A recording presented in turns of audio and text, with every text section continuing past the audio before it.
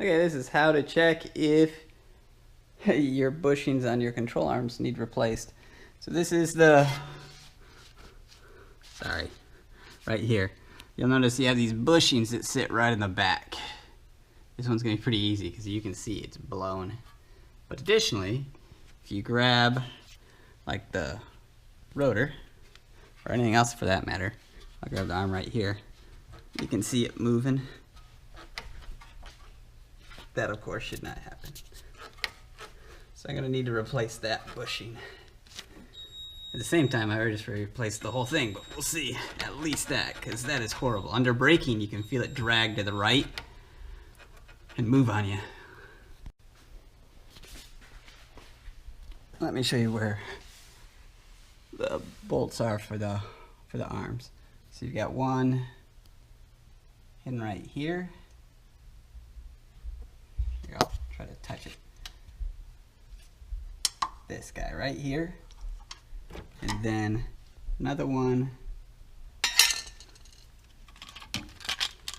right here.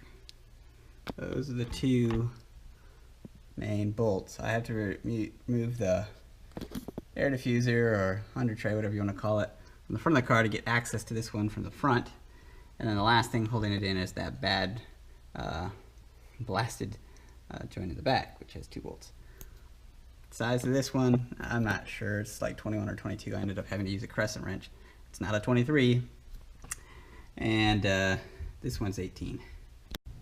Okay, so that one over there, that one up top. You want to get the 2 in the back. There's also this one right under here that attaches to a sensor right there. So you'll want to disconnect that one. It's a 13 millimeter.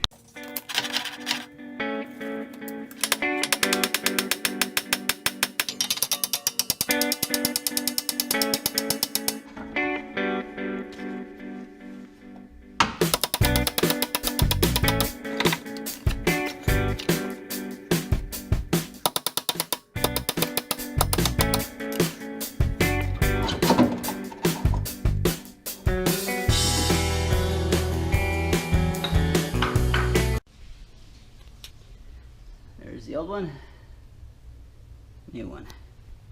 These are, of course, are all size specific.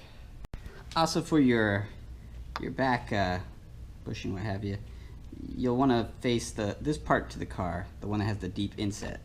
Because on the car itself, they have these sort of bumps that come out, so you'll match those up.